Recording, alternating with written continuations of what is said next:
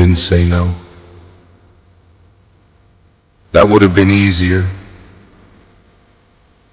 You just never said yes. I stayed in that space between maybe and nothing, calling it hope so it wouldn't hurt as much. I watched you choose other people effortlessly, like loving them was never something you had to think about, and I kept wondering what was missing in me that made you hesitate. But I think I know now, I wasn't hard to love. I was just never your choice. I am my own cheerleader. No one clapped when I was falling apart. No one saw how quiet survival became. So I stopped waiting to be chosen loudly. I stayed with myself in the days that hurt and the nights that felt endless. I learned that healing is not applause, it is endurance. No one came to save me, so I learned to stand beside myself when everything inside me wanted to leave. And in that silence, I became my own cheerleader. I might disappear.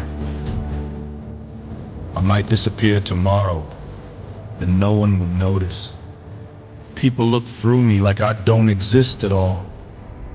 I talk, I laugh, I try to be heard, but my words float past like I am nothing. Like I am air, easily ignored, easily forgotten. I am not pretty enough to linger in someone's mind, not clever enough to make them remember me, not loud enough, not special enough, not worth the effort to leave a mark. Even my own family sometimes forgets I am here. I exist in the spaces between their attention, a shadow moving quietly through lives that don't see me. I am just here, breathing, existing, waiting, hoping someone, anyone might notice before I vanish. But maybe no one will. Maybe I will fade slowly, quietly, until I am nothing but a memory too faint for anyone to hold. I might disappear tomorrow, and the world will go on without a pause, without a thought, without remembering I ever existed. I woke, and the world was too loud.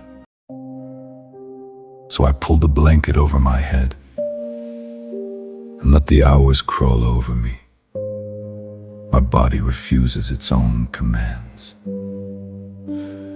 My hands won't lift, my legs won't move. My mind is a field of ash, where nothing grows, not even thought.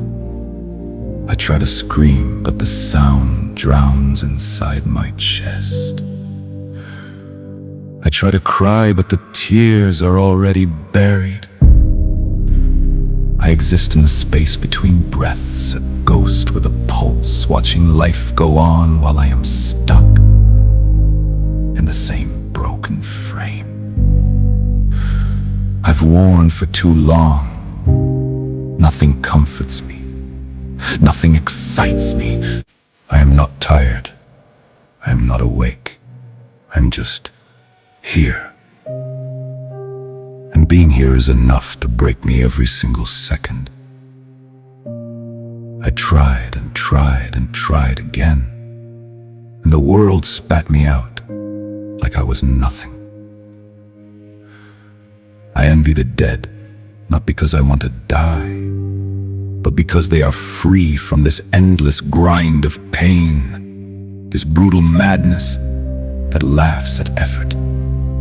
Every breath is a rebellion against the body that refuses and the mind that condemns every failure, every misstep, every heartbeat. I am awake and drowning at the same time. I am alive and hating every second of it. I am here, and I do not want to be, and yet I am, like a scar no one can erase. Breaking point. I scroll and see their lives gleam. Families, luxury cars, dreams, and I am here. A shadow in the corner of my own story. Every hope I held feels like smoke slipping through fingers that ache. Every dream I chased is a quiet echo in an empty room. I wonder if I am nothing, a screw lost in the machine while the world spins in bright colors I cannot touch. And yet, somewhere beneath this fear, beneath the weight of my own despair, a spark whispers, you are building worlds they cannot even imagine yet. I want to sleep and not wake, to vanish without a trace, but a voice soft and stubborn says, not yet, not until the lives you change. Stand taller than their luxury cars, stand brighter than the fleeting applause of their highlight reels.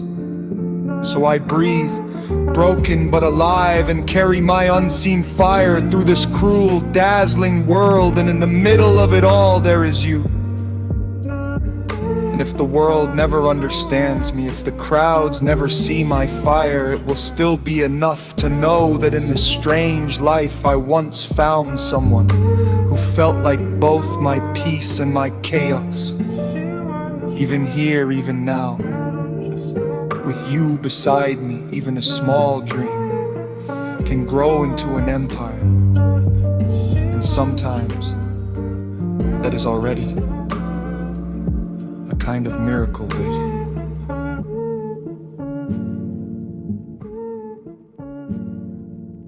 Happy birthday. The gift of you. Another year, another turn around the sun. Not just numbers, not just candles, but moments lived, moments loved, moments that made you who you are. Some birthdays are loud, some are quiet, some are filled with laughter, some with tears, and that's okay, because the gift is not in the noise. The gift is in being here, in breathing and feeling and knowing that even in the small, ordinary days you are enough.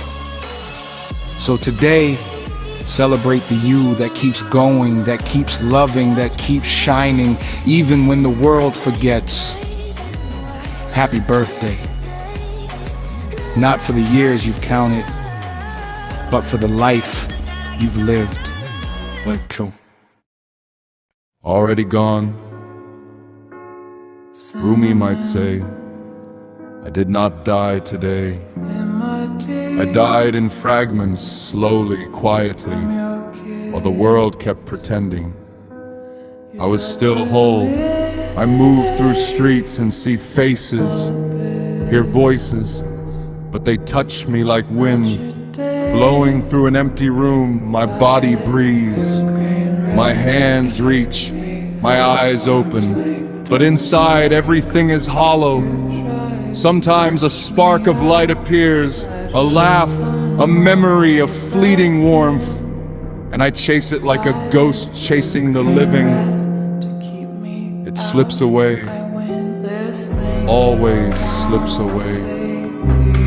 I have rooms inside me where hope used to live, now only shadows and the echoes of what I was. People ask, are you okay? I nod. I smile. I am already gone.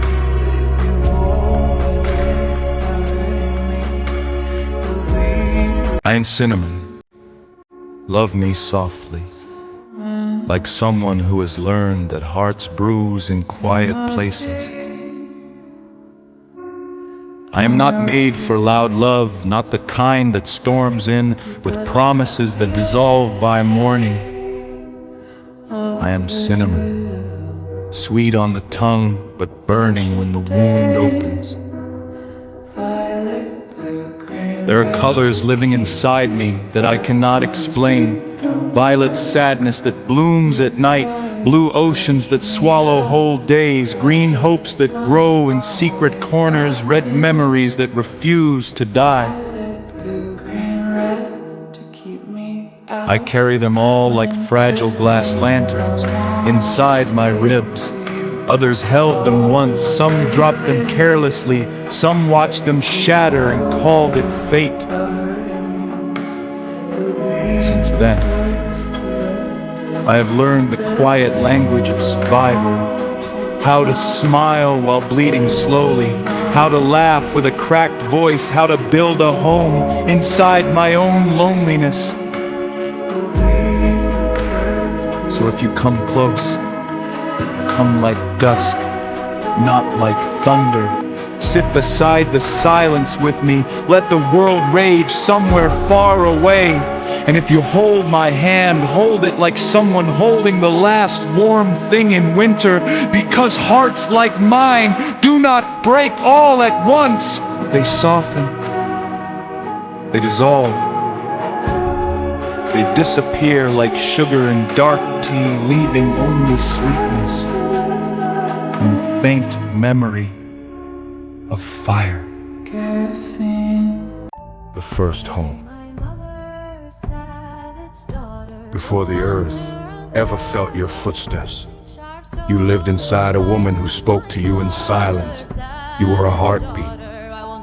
Inside her heartbeat, a small secret floating in the dark.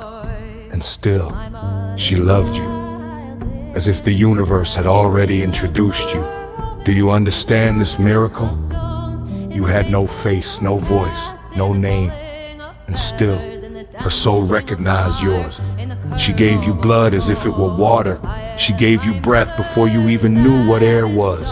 And when the time came for you to enter this loud and merciless world, she opened her own body like the earth opens for a seed. Pain became the doorway through which you arrived. So walk gently with the woman who carried you. The world may not remember how you began, but her bones do. Her body remembers the night you first moved like a small star.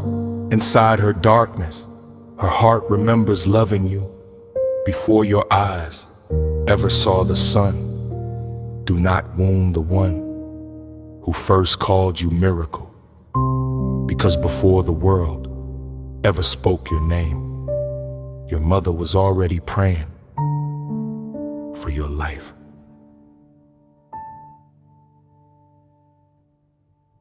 We don't even know ourselves. Tell me, can anyone truly be honest? We speak of honesty as if the heart were a clear mirror, but the heart is a shifting shadow. Today you say, I love you, and you mean it. With every quiet bone in your body, years pass. Another soul appears. Another gravity pulls at your chest. And suddenly, a terrible question rises. Were you lying then, or are you lying now? Maybe the cruel truth is this. We promise forever, with a heart that is still changing. We swear loyalty with a self we have not fully met. Some lies are cruel, but some are small shelters we build for the people we love. Kafka might say the human soul is a courtroom with no judge, and Rumi might whisper, you are not a fixed truth. You are a river. The water touching the shore today is not the water that touched it yesterday. So maybe honesty is not knowing the truth forever. Maybe it is simply this: for one brief moment in the dark, our wandering hearts believe what they say. The lie we call love. We say I love you, but sometimes love is only a sketch of a person drawn on the wall of our hunger. You stand before me, breathing, imperfect, real, yet my heart keeps reaching for the ghost behind you. The kind of you that healed you, the version of you that would never leave. Tell me, is it you I'll hold, or the shadow of who you might become? And when I whisper I love myself, what am I loving? This fragile creature made of doubts and unfinished dreams, or the imaginary hero I keep promising the world I will be? We are strange like that. We fall in love with tomorrow's people and punish today's souls for not being them. Two strangers holding each other in the dark, pretending the other is the prophecy we need. And when the illusion breaks, we call it heartbreak. But the truth is quieter than that. We were never in love with each other, only with the miracle we hoped the other would become.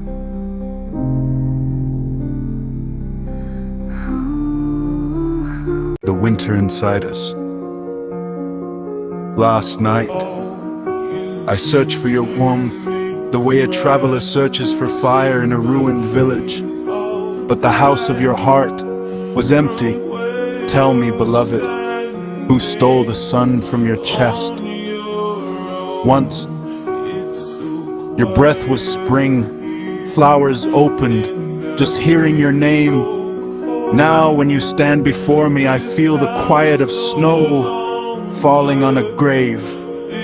Do not say, this cold came from nowhere. The world is a patient sculptor.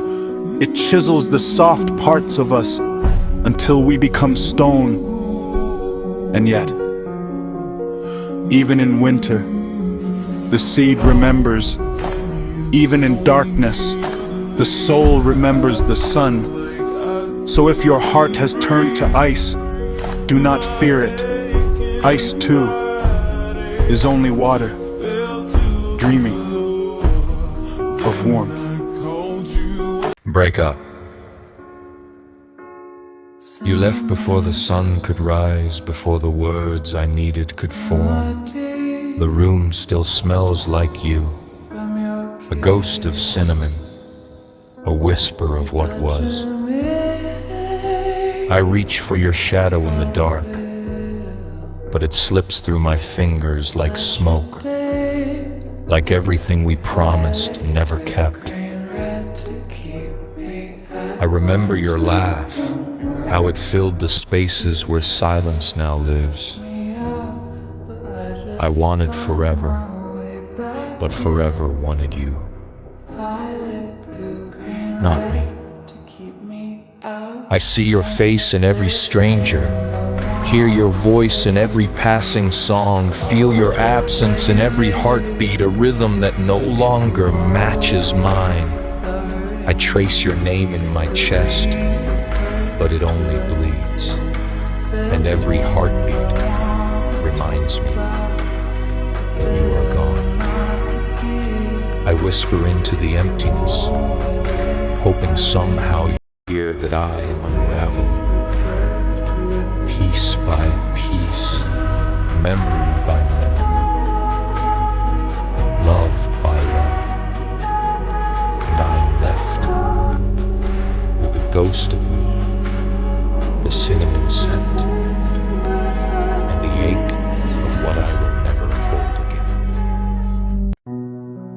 In the silence of everything, I sit where the world has forgotten its voice. No screams, no clocks, no names, only the slow breathing of stars.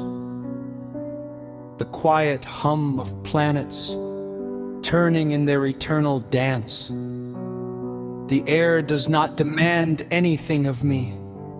The wind does not carry news of failure. The trees do not whisper judgment.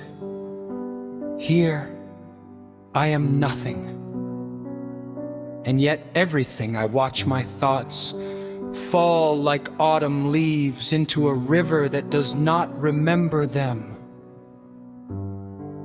I let my grief sink into the dark soil of infinity, and it blossoms there, Silent, secret, unafraid.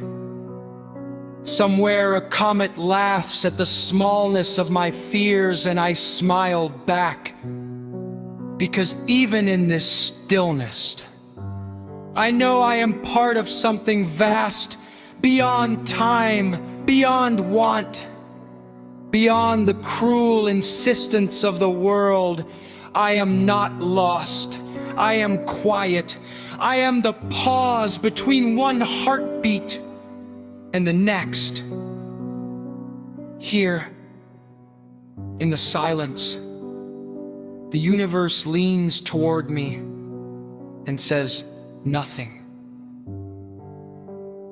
And I finally hear everything. The meeting of life. I attended a meeting with life today. They served disappointment for breakfast, regret for lunch, and anxiety for dessert. The chair sighed as I entered. "Take a seat. We've been expecting you." I asked politely, "Excuse me, where's the coffee?" They laughed. Apparently caffeine is just another cruel joke. The CEO of Misfortune smiled, shaking hands with my bank account. "Don't worry," he said. "We've invested heavily in your failures." I tried to resign, but HR said, "Nope, tenure is mandatory and your contract is eternal." So I nodded politely, typed reports no one reads, and filed complaints against ghosts who haunt the printer. By 5, I was exhausted. The vending machine had eaten my last hope, and the fire exit was just a suggestion, yet somehow I laughed. Because when life tries to crush you, there's a little joy in imagining it wearing clown shoes and slipping on its own chaos. Save this hymn. I met God in the ruins of myself. I did not find God in churches. I found him in the silence after betrayal. When the door closed and I collapsed into the version of me no one wanted, I thought I was dying, but something in the dark whispered, "Good. Now we can begin." You call it heartbreak. He calls it initiation.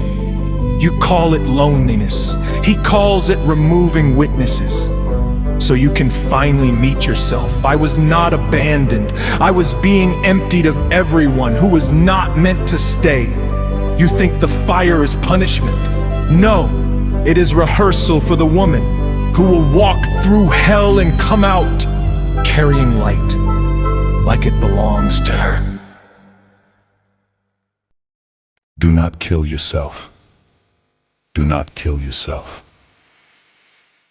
For the river of your soul flows beyond the hurt, beyond the shadows that whisper of endings. Inside you is a garden the world cannot see, flowers that have never been plucked, songs that have never been sung. The night may press heavy, but even the darkest sky carries the promise of dawn. Do not betray the miracle that is you. Your pain is a teacher, your tears a bridge to understanding, your heartbeat a drum calling you home. Sit with yourself. Sit and feel the eternity that lives inside your chest. Do not snuff out this flame that the universe itself breathed into you. Wait, for life, even in its cruelty, still dances in the corners of your being.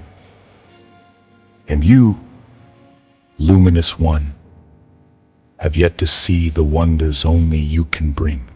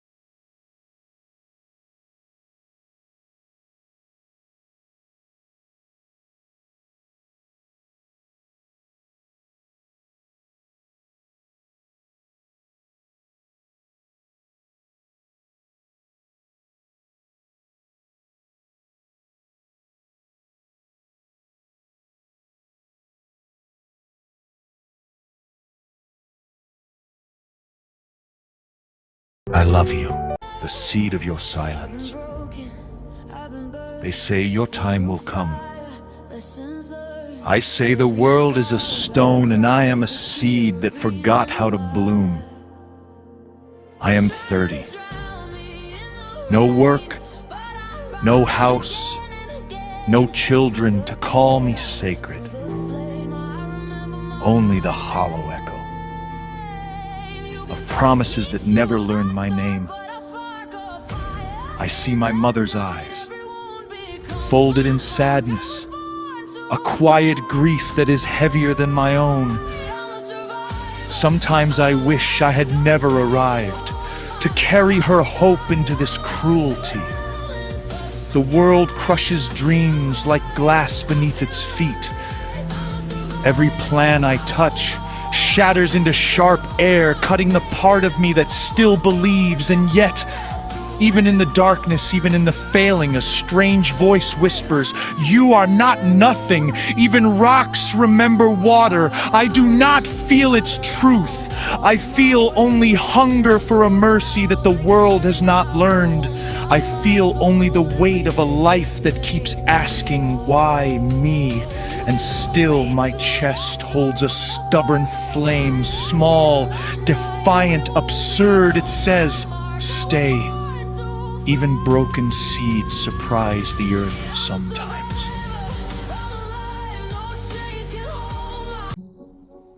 Would you love me if I told you the darkest parts of me are the ones that love you most? Not the fractured pieces, not the trembling ones, the quiet ones, the patient ones, the parts that watch. I do not fall in love loudly. I descend, slow as winter, certain as gravity. I memorize the rhythm of your breathing, the pause before you say something vulnerable, the subtle shift in your voice when you pretend you are fine.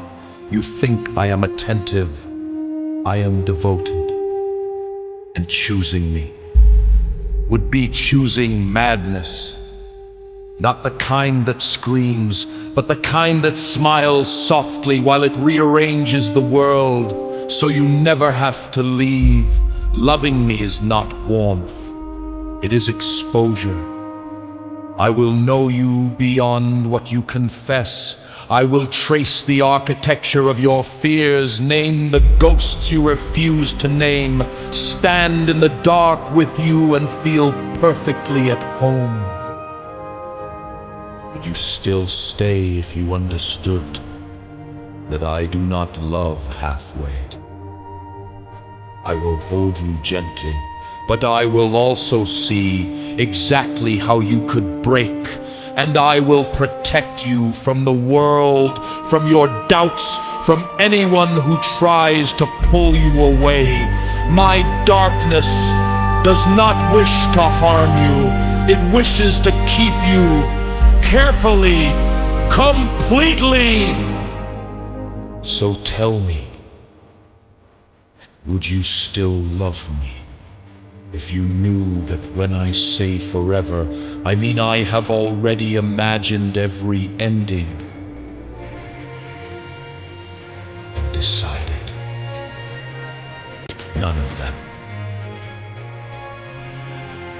exist without you?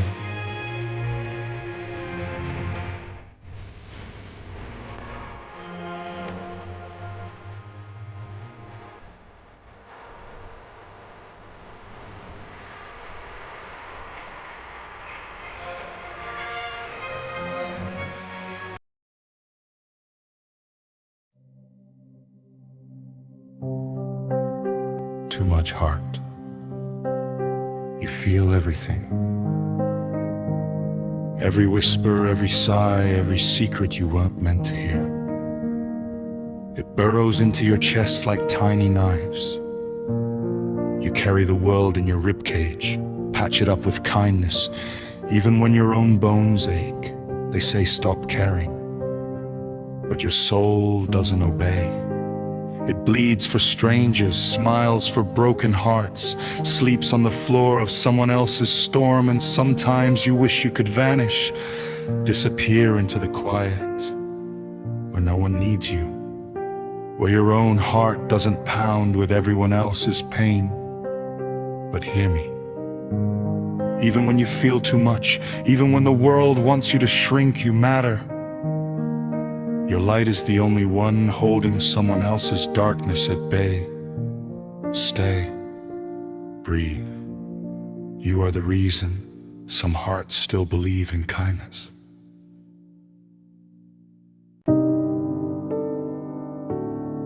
Don't go.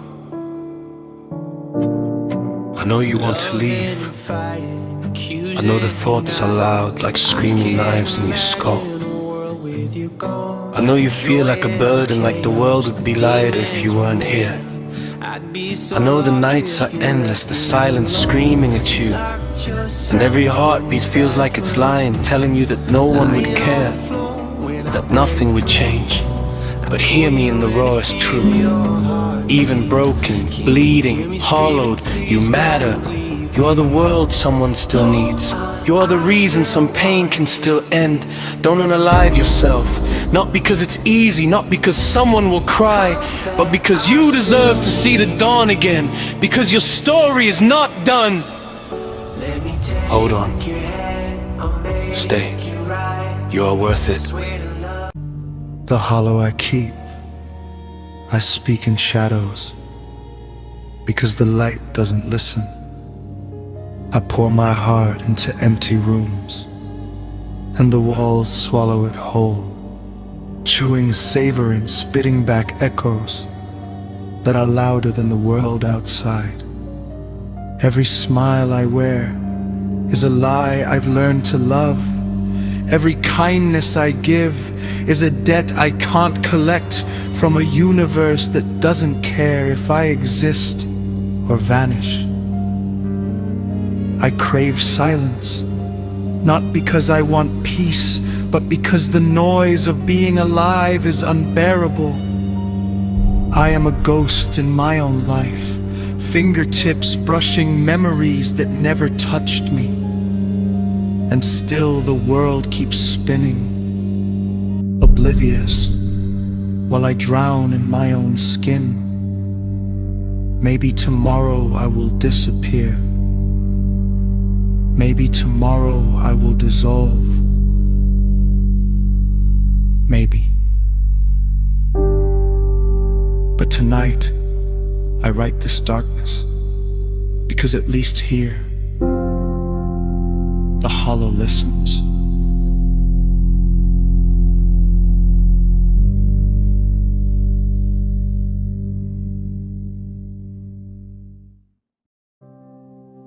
I felt it when Franz Kafka said, "Pick something deep." And I did. I picked the hollows in my own chest, the corners of my mind where whispers gather, where fear and longing have become roommates. I felt it in the silence between heartbeats, in the pause before I speak, where the world seems absurd and my hands tremble for no reason at all.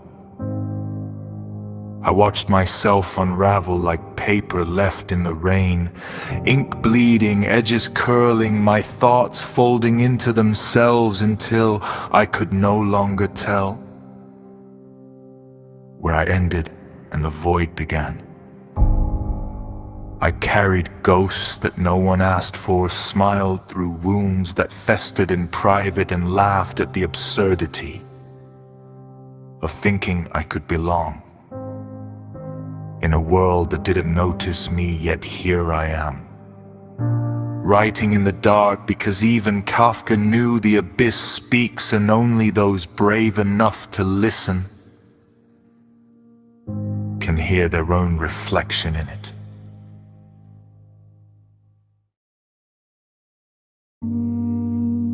I felt it when Franz Kafka said, "The cage is invisible, but you are inside it." And I realized I am both the prisoner and the warden, the one who locks the door, and the one who begs to be freed. I felt it in the quiet scream of my own mind, where thoughts twist like serpents, chewing on memory, on regret, on all the roads. I never had the courage to walk. I walked through my own chest, stepped over bones I left there when I thought no one was watching, when I thought it was safe to bleed alone. The mirrors lie. The walls lie. Even the shadows, smiling, crawling shadows, whisper that I am both nothing and everything. And maybe the line between is insanity.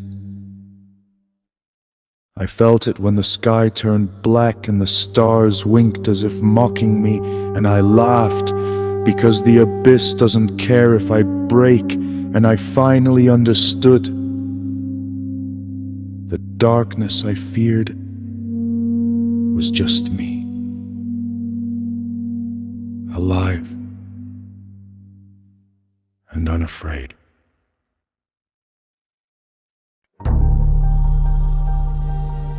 I believe my own lies. I pretended so much that the lines between reality and pretense blurred. I wore masks until they fused with my skin, until smiling became as natural as bleeding. I lied to others. I lied to myself. I whispered promises I never intended to keep, and my own voice echoed back as if it were truth. I drank from the cup of fiction until the taste of reality turned bitter, until I could no longer tell if my reflection was me or just the ghost of someone I once wanted to be. The world applauded the act. The world believed the lie. And I began to believe it too. I am the story I told myself. I am the lie I dressed as truth. And sometimes I wonder if there's any part of me that ever really existed.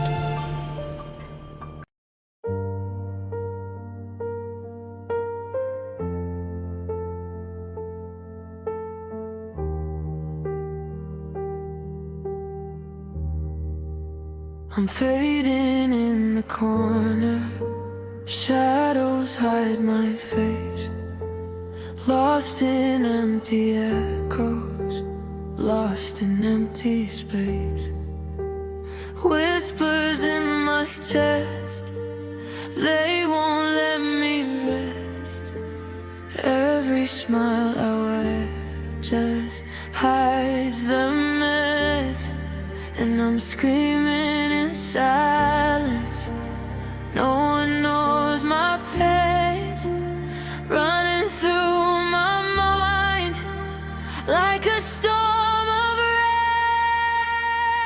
I'm dying quietly. Can you feel me here?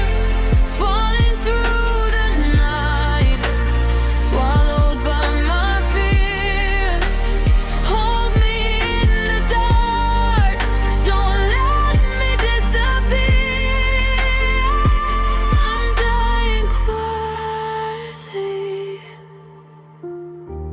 I need you near. Every step I take, it's like I'm on a wire, burning in the background of my own desire. I'm talking to the void, hoping someone sees the cracks in my soul, the pieces of me. Don't let me go, don't let me fade. I'm right here even when I break. Shadows pull me under, but I need your light to turn my quiet dying into something bright.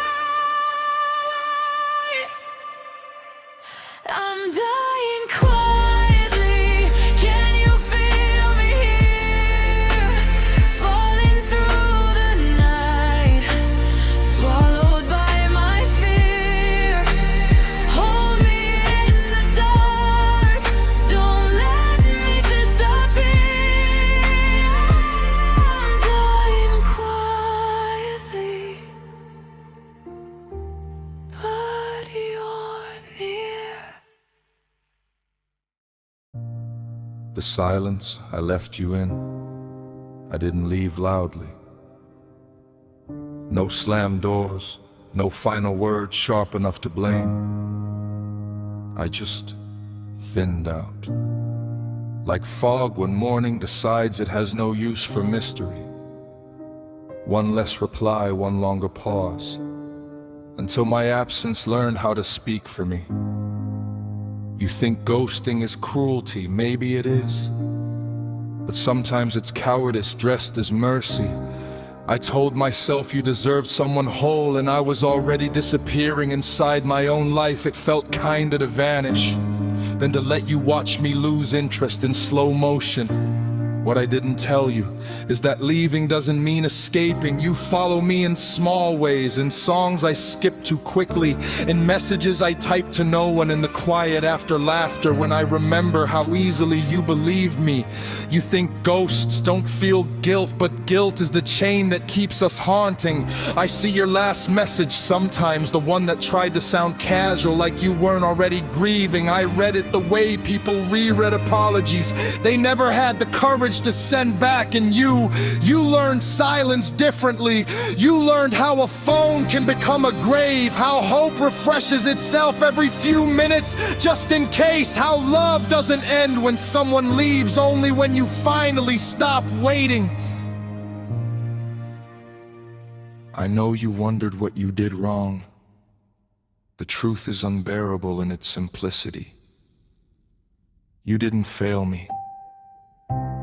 You saw me too clearly, and I wasn't ready to be known without somewhere to hide, so I became the absence, the unfinished sentence, the question that never closes. But here is the part no one tells you. Ghosts don't move on. We just live in different rooms of the same memory. You remember the warmth. I remember the moment I chose cold, and sometimes late at night I almost text you not to come back, just to say I'm sorry for teaching you that love can vanish without explanation. But ghosts don't knock. We only linger where we were once welcomed, and somewhere you are finally learning to sleep again, while I remain awake inside the silence I left you in.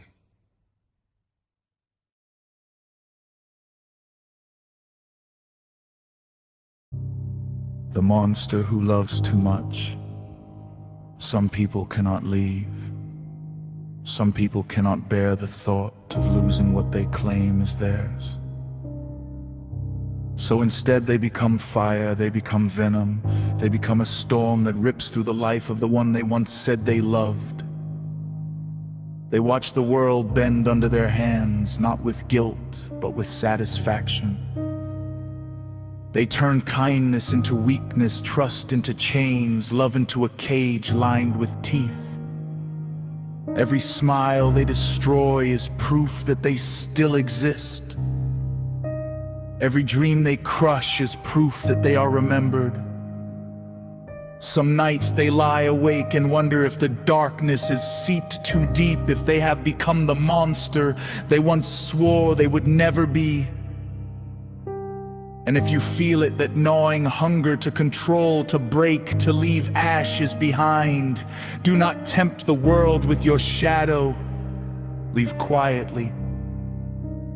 Leave before the poison inside you learns your name. Leave before your love becomes a weapon you can never put down. Because the truth is, it is easier to vanish than to haunt. It is kinder to disappear than to turn someone's life into a theater of your rage. The longer you linger, the deeper you dig into the marrow of their existence, and there is no turning back once that line is crossed. Do not mistake attachment for love. Do not mistake obsession for passion. Do not mistake your hunger to possess for your right to exist. Some hearts are safe only when left alone. Some people can survive only if the one who loves them chooses silence over destruction. Choose the shadows that hide you, not the ones that burn them alive. Because monsters are not born. They are made in the space between love and possession. In the moments when leaving seems too weak and hurting seems too strong. And if you feel yourself becoming that darkness, walk away before you recognize your own reflection in the ruin. Walk away while you can still call it mercy. Walk away quietly before you learn how to love like fire.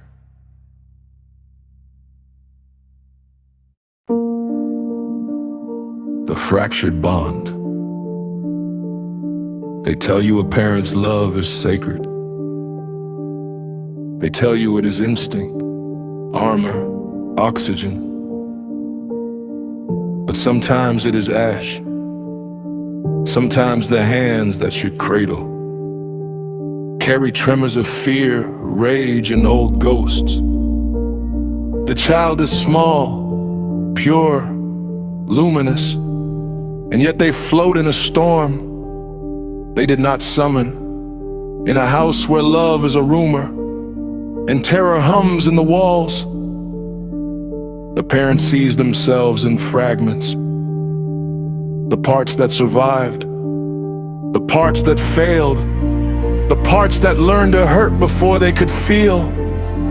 And sometimes those fragments press against the child, not in malice, but in the raw gravity of a heart that cannot hold. Somewhere in the marrow, in the wiring meant for protection, a monster wakes.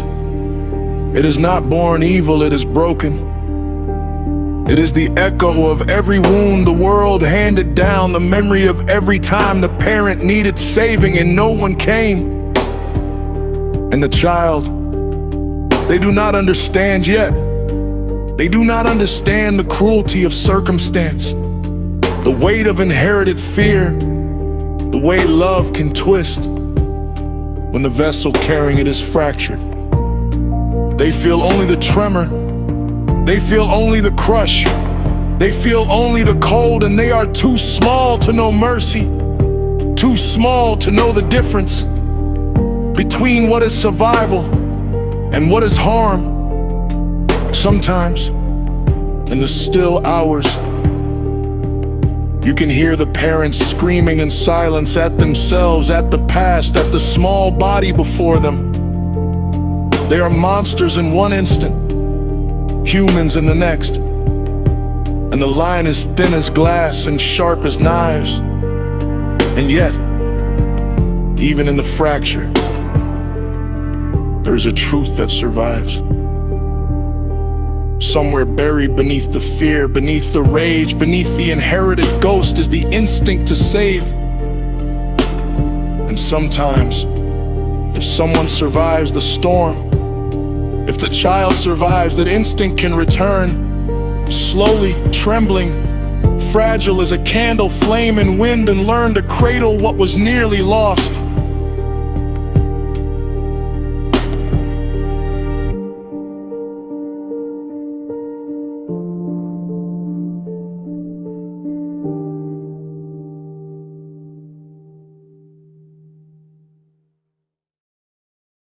The weight of quiet.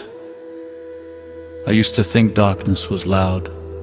Sirens in the distance, doors slamming shut, voices breaking into things that could never be fixed again. But real darkness is quiet. It sits beside you while everyone thinks you're okay. It answers questions for you, smiles through your mouth, teaches you how to nod when you no longer feel present in your own life. You learn how to disappear slowly, not all at once, just in small ways, laughing less, dreaming smaller, stopping yourself from hoping too much, because hope makes loss feel personal. There are nights when the past comes back gently, not to hurt you, just to remind you of who you almost were, and that hurts more. Because nothing truly ends, it just changes shape. Love becomes memory, memory becomes weight, and weight becomes something you carry so long you forget you were ever light. Loneliness is strange like that. It isn't the absence of people, it's the absence of being understood. It's being surrounded by voices and still feeling like no one hears the quiet parts of you. So you learn to live carefully. You stop saying what you really mean. You make peace with silence. You convince yourself that surviving is enough, but sometimes, late at night, when the world finally goes still, I wonder how many versions of me I left behind just to become someone acceptable. I wonder if they're still there, waiting in old moments, unfinished and forgotten. And when this is all over, when my name becomes past tense, I don't wonder if I was loved. I wonder if I ever truly lived, or if I simply learned how to look alive while quietly carrying the weight of being human.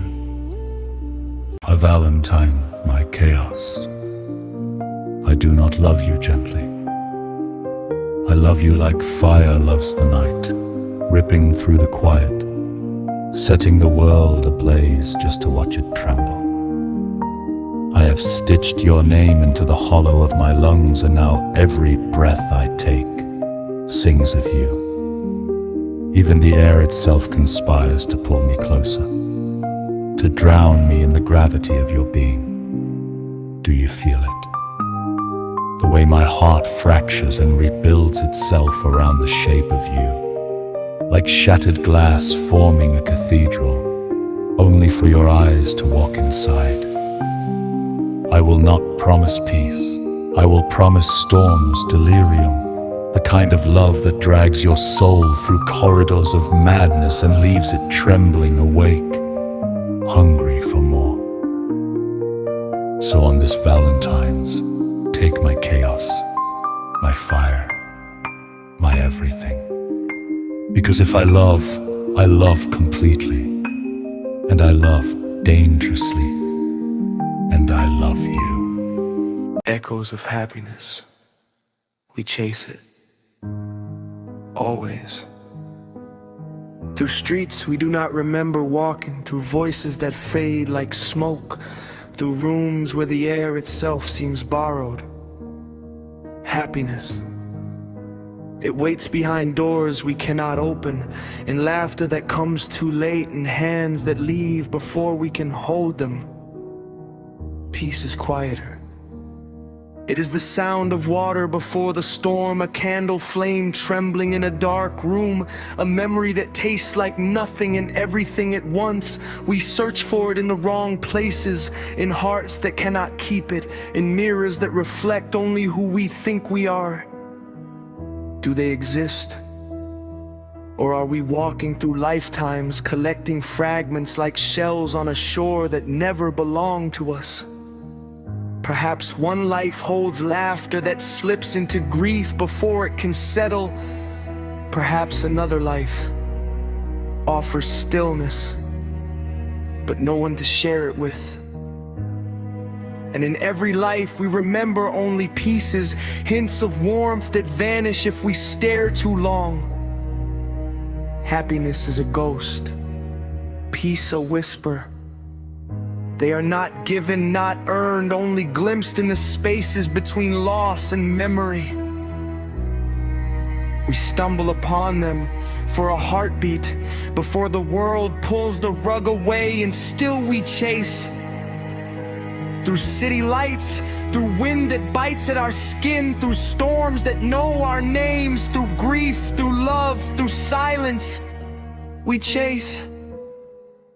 Maybe that is the secret. They are not destinations. They are the pauses we almost never notice, the trembling air after a door closes, the hand that lingers on our shoulder when the world turns its back. Perhaps in another lifetime, we will stop running and realize We carried them all along. But until then, we move through shadows. We stumble through light. We learn the shape of longing. We learn the weight of wanting. And maybe that is enough. To chase, to remember, to feel the ghost of joy. Even when it disappears, like smoke through our fingers.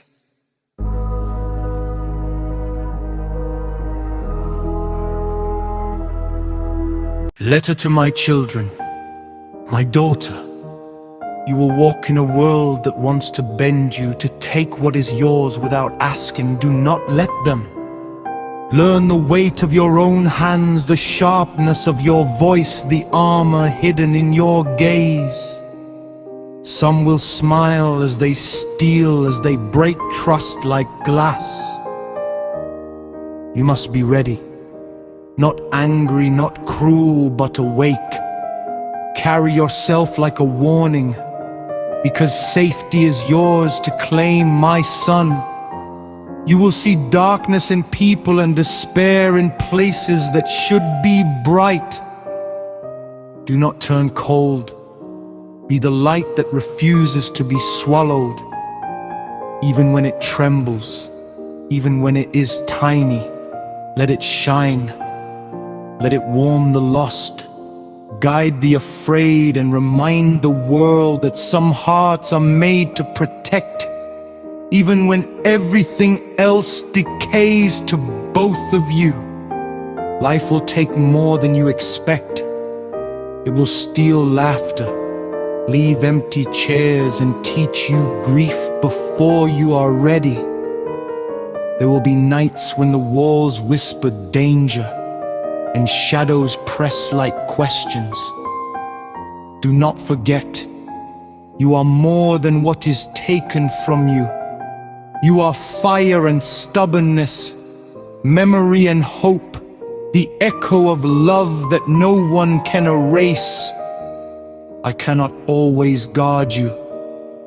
I cannot always fight the monsters that wait outside or in the hearts of those who should love you, but my words, my blood, my spirit, these are stitched into you. Carry them like a blade, like a lantern, like a heartbeat that refuses to stop. Walk carefully, love fiercely, and remember, you were born not to be afraid. You were born to endure, to protect, to shine. Children who learn too soon. Some children do not lose childhood all at once. It is taken in pieces. A chair that stays empty, a phone that never rings again, a name spoken in whispers. Because prison walls or graves do not answer back. They learn silence early, while others chase afternoons. They learn how to read faces, how to measure moods, how to make themselves small so nothing else is taken away. No one teaches them this. The world does. They grow tall too quickly, carrying responsibilities their hands were never meant to hold. Cooking before they understand hunger, comforting others before they know comfort themselves. People call them strong, but strength sometimes is just a child with no choice. At night, they remember what it felt like to be held without worry, before hatred, death, or mistakes rewrote their story. And still, morning finds them waking up, tying their shoes, walking into a world that expects them to be whole. There is something sacred about children who survive loss. They learn love differently, not as something guaranteed, but as something fragile, something worth protecting. And though childhood left early, a small softness remains inside them, waiting for a day when they no longer have to be brave.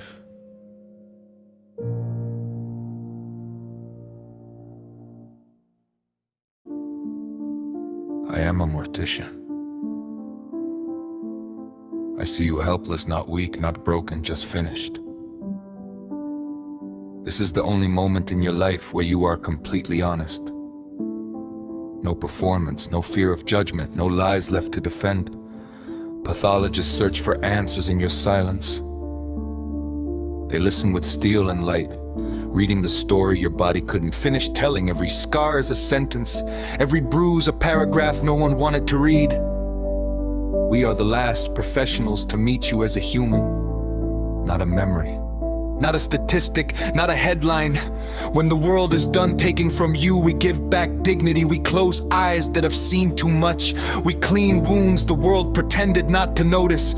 We dress you for a place none of us have been, hoping you are finally safe there. People think death is loud, sirens, crying, chaos. But here, it is quiet, almost polite. You do not scream, you do not resist. You trust us without knowing it. And that is the weight we carry, to be gentle when no one is watching, to be respectful when applause no longer matters. I am a mortician. I meet you at the only moment where power, money, beauty, and fear have all surrendered. And in that stillness you remind me, we were never meant to live forever, only to be treated kindly until the very end. Immortality is seductive. Immortality is seductive to the imagination. A glimmer beyond time, a promise that we will never leave, that no goodbye will ever come. But what is it really? An endless echo of ourselves walking through centuries while everyone we love crumbles into dust. Would we still laugh at a sunset if we could watch it 1,000 times more? Would love still burn bright when centuries dull the edges of longing? Would art still matter when creation has no deadline and every story repeats until it forgets itself? Time gives life urgency. Death gives it weight. Without them, we might wander like ghosts in a world that no longer teaches us to care. A world too long, too still, too full of ourselves. Immortality is seductive to the imagination. It tastes like freedom. It smells like power. It shines like hope. But in reality, it might be a cage built of infinite days where humanity can no longer recognize itself. And still, we dream of it. Hardest profession. The profession that lives in boxes. I am a doctor. I am a nurse. I am a surgeon. I hold your life in my hands while remembering my own could end at any moment. I see faces that beg without words, flesh that fights to survive, blood that smells like someone's home, and fear that could swallow a heart whole. I cut, I stitch, I puncture, open, pry, rearrange. I must silence every instinct that screams stop, while another human gasps under my hands. Every second is a choice between hesitation and death. I comfort, I console, I lie, I smile when hope is gone. I stand calm when chaos devours the room. I am the one who watches you break so you can keep breathing.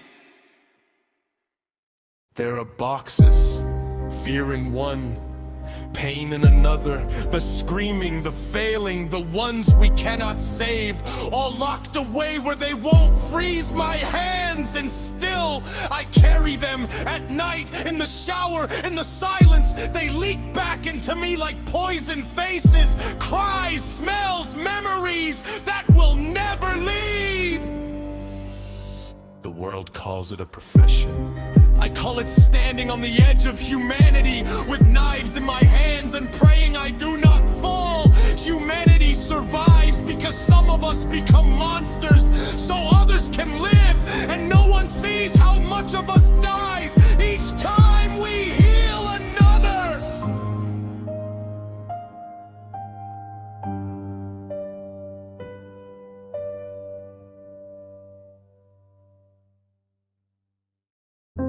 We loved in between. We did not fall in love beautifully. There were no perfect beginnings, no clean versions of ourselves. We met tired, already carrying things we didn't know how to put down. Two people pretending to be okay, recognizing the same crack in each other. And somehow, that felt safe. You didn't fix me. I didn't save you. We just rested for the first time in a long time, and maybe that's why it hurt. Because love came easy. Life didn't.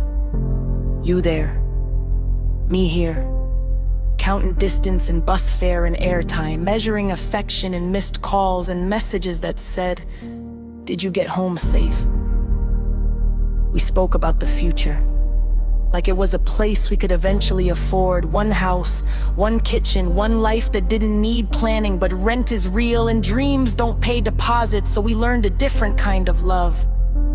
The kind that waits. The kind that understands silence.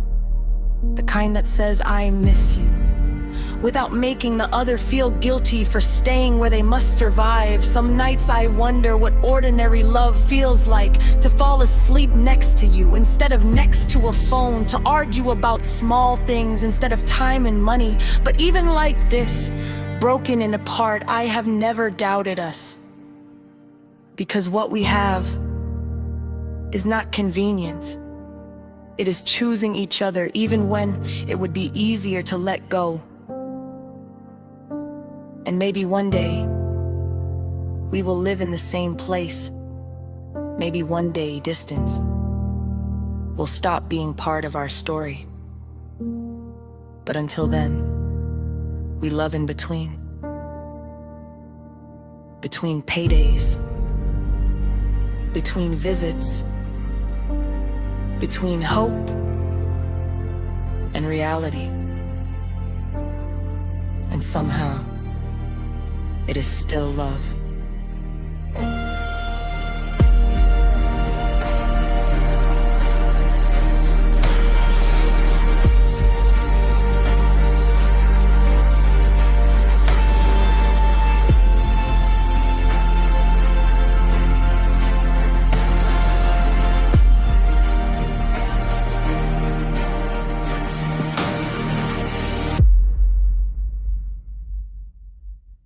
Inheritance of fear. You held it once inside you. A flicker of breath not yet born, and the world tilted, a tiny life, a heartbeat borrowed from eternity, and suddenly you were awake in a way that terrifies. You realize, too late, that giving life is a wound. It tears you open and leaves you raw. Because the child you cradle is also a blade. Every laugh is a question, every cry a prophecy, every step a gamble with a world that does not care. You fear the sun, the night, the air itself. Everything conspires to end them, and yet you made them. Was it courage? Was it madness? Or some quiet cruelty woven into your flesh? They are yours and they are not. You see yourself in their eyes, but also someone else. Someone fragile, someone mortal, someone doomed. And in the quiet moments when they sleep, you whisper a prayer that feels more like a confession. Forgive me for what I have done. Forgive me for bringing you here. Because love is a terror and terror is love. Every day you wonder if life is a gift or a sentence.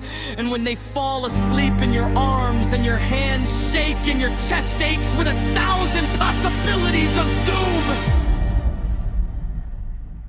you understand that you never knew anything at all until this moment. Two sides of the same silence. I am mid-sentence, not dramatic, not meaningful, just thinking about something small. A reply, a plan, a word I'll finish in a second. Then nothing happens. That's the part no one understands. No darkness, no realization, no last thought that feels important. I do not feel myself leave. I do not notice the pause. There is no moment where I think, this is the end. The sentence simply stops existing. But behind me, the room collapses. My name is shouted into a body that no longer knows what names are. Hands shake me, beg me, curse God, press their grief into skin that feels nothing. They cry over the space where my words should have landed. They replay my last sound, searching for meaning in a syllable that was never meant to be final. They carry the ending for me. I do not know who forgave me too late. I do not know who loved me quietly. I do not know the damage my absence creates. I am spared the horror of knowing what my silence does to them. They are not. They must finish my sentence every day for the rest of their lives. Curved in water and ice,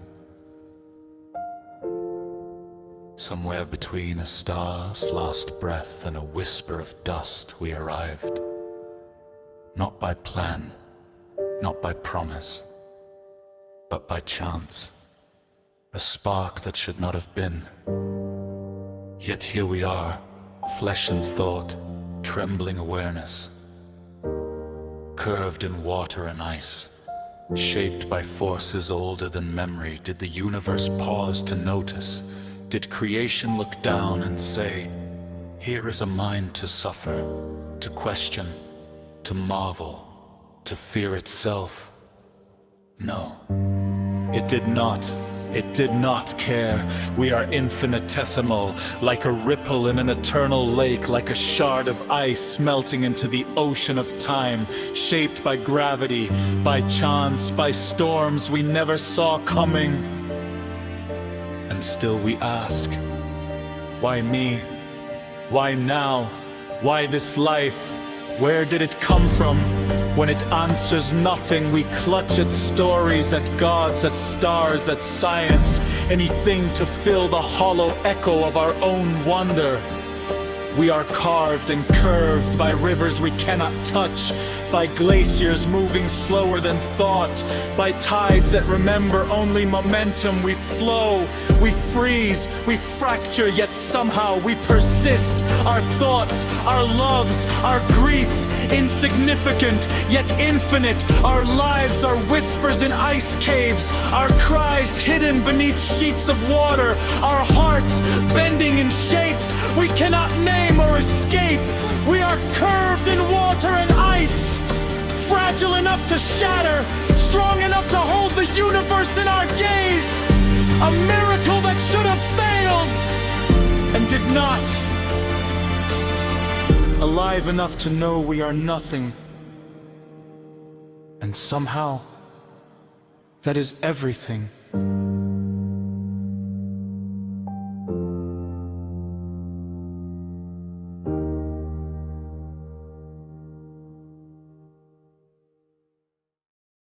We call them monsters, because it's easier than admitting they share our face. We say narcissist like it means too much self-love. But what it really means is a self so fragile. It has to be worshipped or it collapses. That is an arrogance, that is panic wearing a crown. A narcissist does not wake up thinking, I will hurt people today. They wake up thinking, if I am not admired, I will disappear. So they build mirrors out of people, and when the mirror cracks, they call it betrayal. And then there's the psychopath, not raging, not chaotic, quiet. A mind where fear never learned how to speak, where empathy is an instruction manual, not a feeling. They understand pain the way you understand fire. By description, not by burn. They don't feel evil, they feel nothing, and nothing is dangerous when it gets bored. We ask, why would nature allow this? As if nature has morals, as if evolution ever cared who got hurt.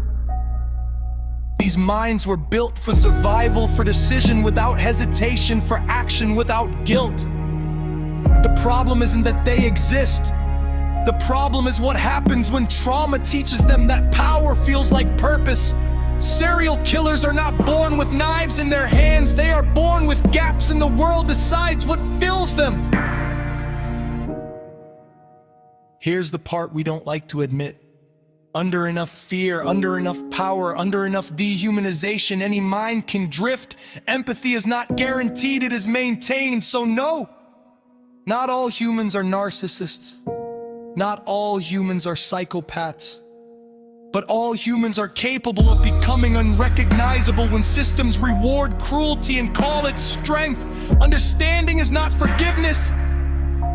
It is not mercy, it is not permission, it is prevention. Because the scariest thing about these minds is not that they exist.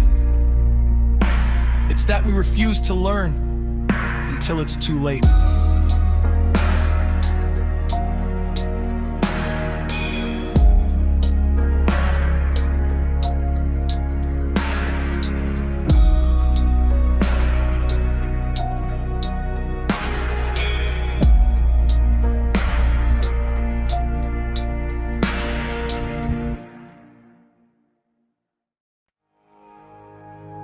Cells that forget. Every cell in your body is born with a rule book. Grow, divide, rest, die. Follow the instructions, and life hums along. But sometimes the instructions crack. A line is skipped, a page is torn, a cell forgets it must die. It divides and divides again. Ignoring the boundaries, ignoring the signals, it builds a fortress inside your own body that is cancer. Not a curse, not a punishment, not your fault. Just cells forgetting their roles. Some cancer stay quiet, some spread like wildfire. Hijacking blood, stealing nutrients, moving where they should not. And yet, science fights back. Chemo, radiation, surgery, tools designed to remind cells that rules exist. It's brutal because cancer is us. It is our own body misreading itself. Prevention is not magic, it is awareness. Vaccines for viruses that trigger mutations. Screenings to catch mistakes early. A life that limits smoke, toxins, inflammation, and nurtures what keeps cells in line. Because aging itself whispers, errors will come. Prepare. So remember, cancer is not a monster, it is a teacher. A lesson in biology and fragility, in the thin thread between order and chaos inside you and medicine. Medicine is the attempt to rewrite the rules before the cells forget completely.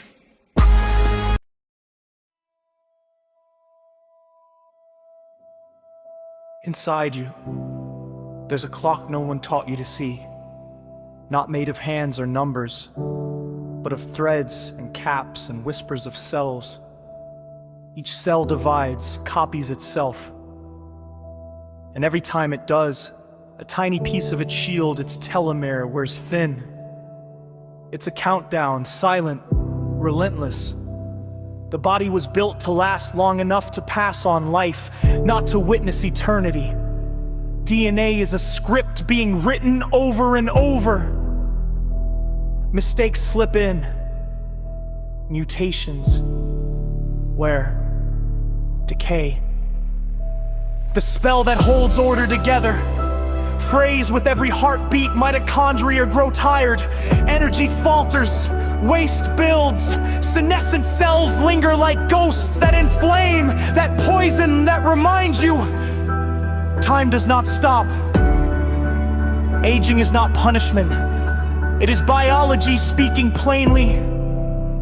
You were never meant to last forever. Your body is a machine optimized for survival, optimized for reproduction, optimized to leave space for the next generation. Yet in that inevitability there is clarity.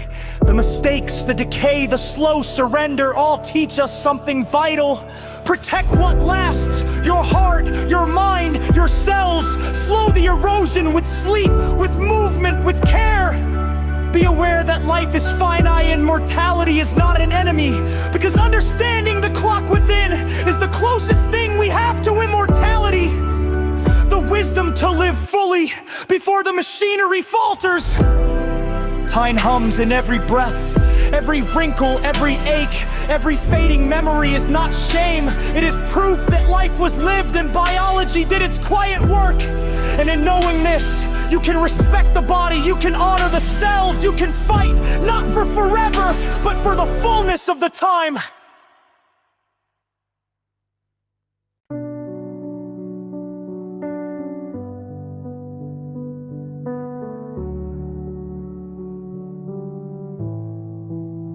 I feel like an alien. Not the kind with stars in my blood, but the kind standing in a crowded room, watching everyone breathe the same air and somehow knowing it isn't mine. I watch people laugh like it's instinct, like joy comes pre-installed. I watch children run with futures spilling out of their hands, and I wonder how they got permission to belong so easily. I exist in pauses, in the space between smiles, in that quiet moment where happiness almost reaches me, then remembers I am not its destination. They say be grateful, be present, but presence feels like glass. I'm here, but life happens on the other side, and my hands keep passing through it. Nothing feels real enough to stay. Nothing feels heavy enough to anchor me. Even hope sounds like a language I once spoke and forgot. After too many silences, I'm not dramatic. I'm tired of pretending this distance is personality when it's actually a wound that learned how to smile back. But listen, aliens don't ache like this. Aliens don't grieve a home they've never seen, yet somehow remember this feeling. It's not proof that I don't belong to the universe. It's proof that I care too deeply to accept a shallow version of living. So if I seem out of place, maybe it's because I'm not meant for numb joy, small dreams, or borrowed happiness. Maybe I'm still searching for a world that feels honest enough to hold me. And until then, I float, not because I don't belong, but because I refuse to land somewhere that calls emptiness normal. I watched the news today, and something inside me folded, not loudly, not dramatically, just that quiet kind of break where the heart realizes the world has not learned anything. Why do we die in the worst ways? Why is death so creative with pain and so lazy with mercy? Bullets don't ask names. Hunger doesn't care about age. Fire doesn't pause for prayers, and the screen just keeps talking. Like these are numbers. Like these were not someone's whole universe. 5 minutes ago, what is death? Is it an ending or a theft? Is it rest or the cruelest interruption? A sentence cut off mid-word because the world got impatient. They say everyone dies, but they never say why some die screaming, why some die alone, why some die while begging for help that was always on the way. Children shouldn't know fear this early. Mothers shouldn't memorize the sound of sirens. No one should have to learn how fast a body can become a headline. Death feels less like nature and more like negligence, like greed wearing a suit, like power shrugging its shoulders and calling it unfortunate. I don't fear dying, I fear how. I fear the violence of it, the unfairness of it, the way it visits the gentle like they were never protected at all. And the worst part, the world keeps spinning, acts play, people scroll, dinner gets cooked as if grief has an expiration date and empathy is optional. If there is a God, I hope they are grieving too, because if this is all intentional, then something sacred has been deeply misunderstood. Tonight I sit with the dead I never met and mourn lives I was never allowed to know. My heart breaks, not because I'm weak, but because it still works in a world that often doesn't. And if that hurts, maybe that pain is proof I'm still human in a time that keeps asking us not to be.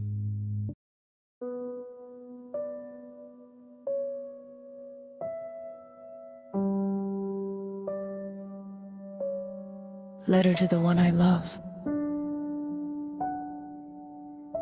I don't know if the words will reach you, or if they'll crumble like the quiet between us.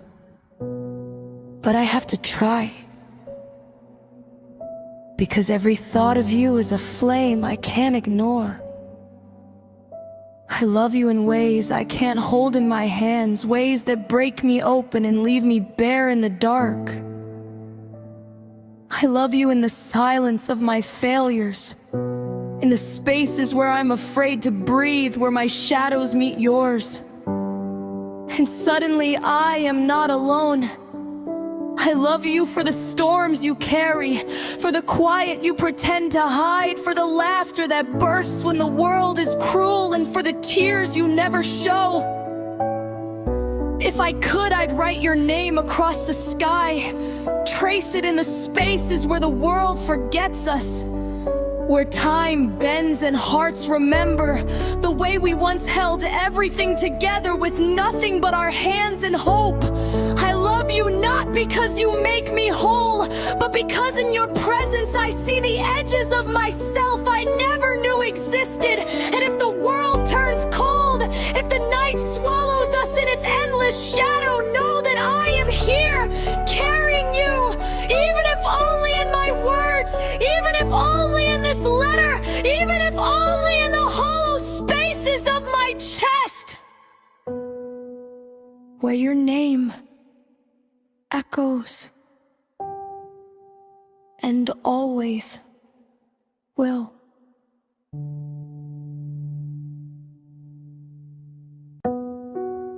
Hollow humanity. We are hollow now, shaped by screams, molded by algorithms, crafted into shadows of ourselves. Our faces glow in the dark, but our hearts flicker, dimmed by endless scrolls. We speak in pings, laugh in gifs, love in icons, grief in emojis.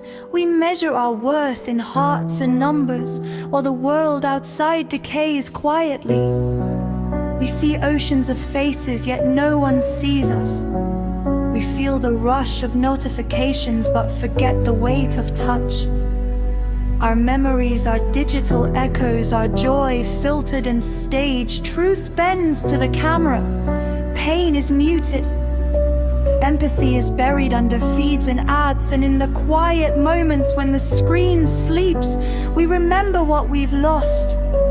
The human glance, the breath of a moment, the depth of a presence. We scroll, and hollow humanity grows.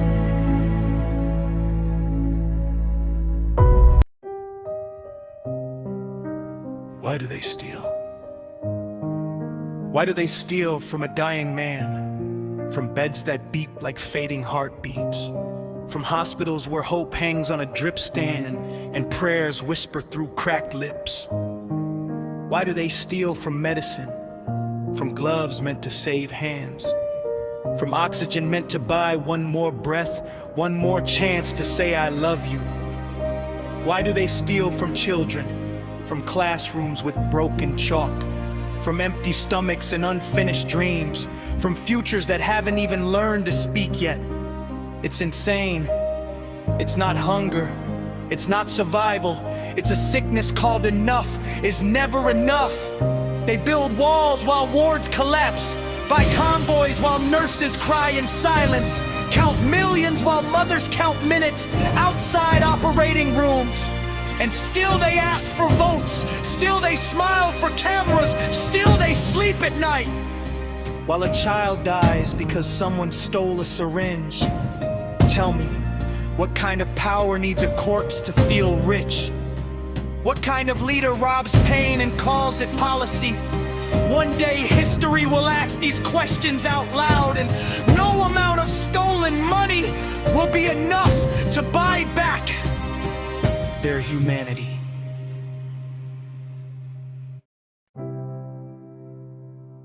Love without chains.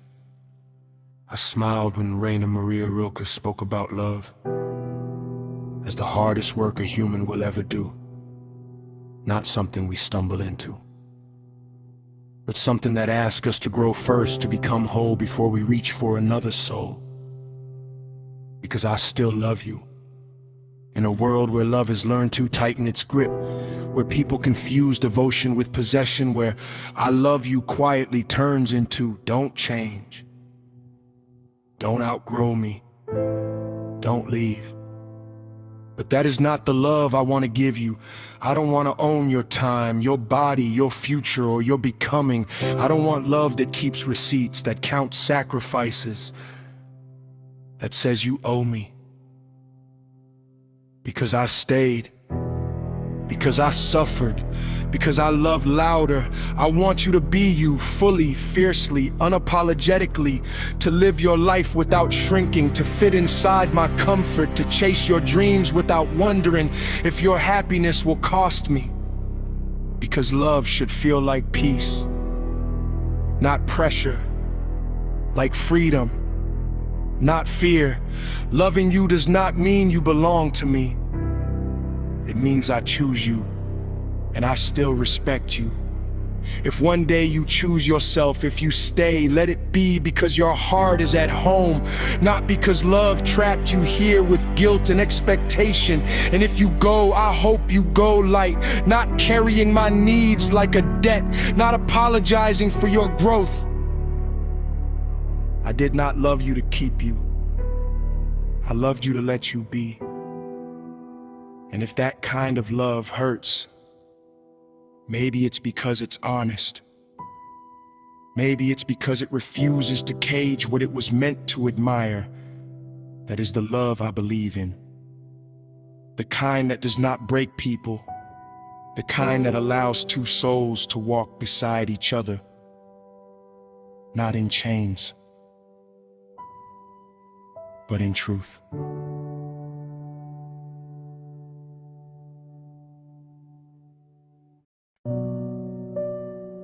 Why do we exist? The soft, fragile species that learned how to bury its dead and then ask questions at the grave. We came from dust learning to remember itself, from oceans practicing breath, from fire discovering thought. Bones stood upright and suddenly the universe had eyes. We look up and ask why, as if the stars owe us an answer, as if existence must justify the ache of being conscious. We are such stuff as dreams are made on. Shakespeare whispered, and somehow that made it worse and more beautiful at the same time. Because dreams vanish, because dreams feel real while they last. Humanity exists like a question the universe asked once and never answered again. So we answer it ourselves, with art, with cruelty, with love, with hands reaching for meaning in the dark. Maybe we came from nowhere, maybe we came from everything. Maybe the tragedy isn't that we don't know, but that we know enough to feel the mystery. And still, we wake up, we breathe, we try.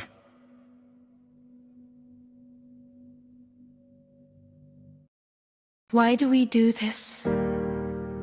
Why do we reach across bodies, across time, to leave something that will suffer as we suffer? Why do we multiply when every breath we take is borrowed, every heartbeat a ticking warning? Because something inside insists, something older than reason, older than fear says, you must continue, you must leave a trace. Even when the world is cruel, even when death is patient, we whisper life into being. But what for? To keep spinning in this endless cycle of hunger, longing, grief, to hand our pain forward like inheritance no one wanted. Maybe. Or maybe because the act of creation is the one thing that feels like rebellion, we take the finite, the fragile, the mortal, and carve eternity in someone else. Even if it will fail, even if it will end, we insist on yes. And yet, fear stalks us, not of living, but of leaving them behind to face this merciless world we cannot fix. Then we teach them love anyway. We teach them courage anyway. Because maybe the point isn't survival, or meaning, or justice. Maybe the point is just to feel the insistence to live so fiercely that it outlasts despair.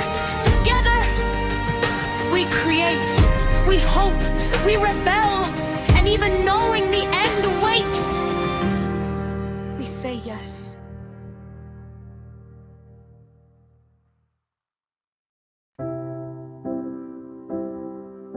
The body works overtime.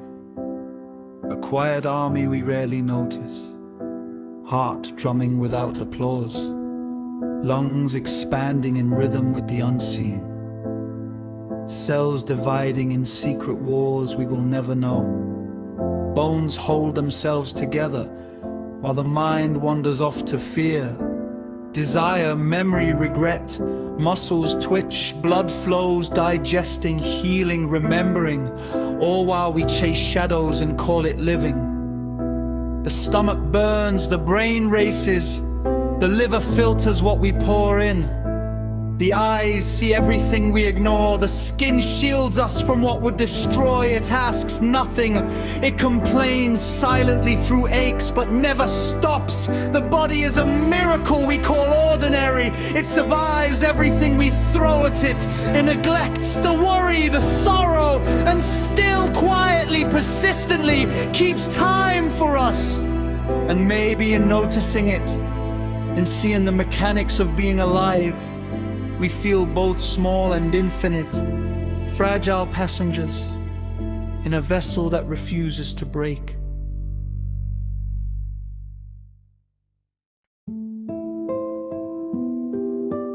Why are we evil? Is it written into us? Or uploaded quietly when we arrive? A line of code that says, take more than you need. Burn what keeps you warm. Call it progress. If this is a simulation, then violence feels like a feature, not a bug. Competition over compassion, extraction over care.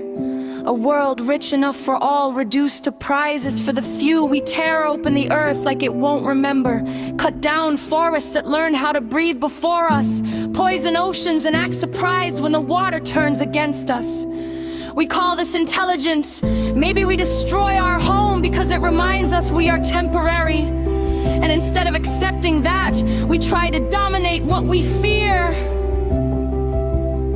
Or maybe evil isn't cruelty. Maybe it's disconnection, forgetting we belong to the same system. We are exploiting, forgetting the ground is not beneath us, but part of us. If someone is watching this simulation, what do they see?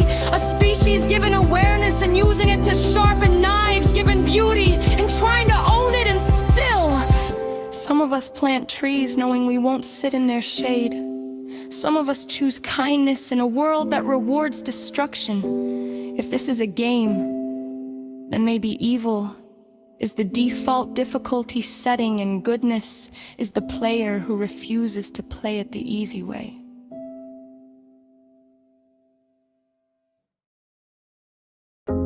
Deep poetry.